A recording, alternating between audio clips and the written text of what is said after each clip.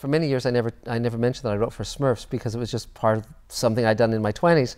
But then I realized that a whole generation of young people had grown up watching Smurfs, loving Smurfs, and then I started letting people know that I wrote for Smurfs.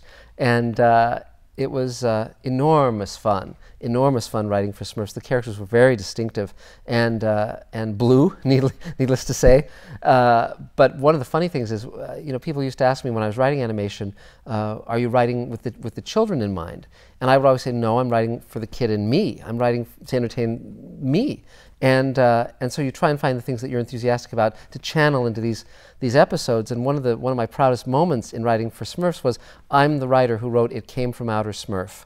And that's an episode in which an alien lands in his flying saucer in the Smurf village, and he basically disguises himself as a Smurf. And the gag was he's able to duplicate himself as a Smurf, but he doesn't have the little tail. So he has to take a green pea, and paint it blue and stick it on his behind.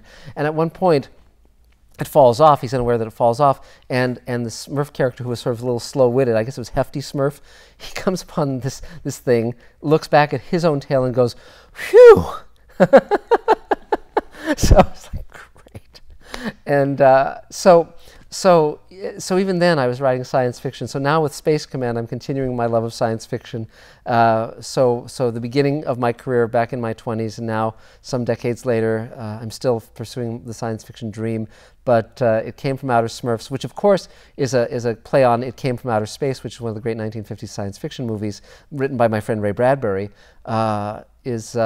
It's great to be part of this whole continuity of science fiction and just really winning entertainment, really rewarding entertainment.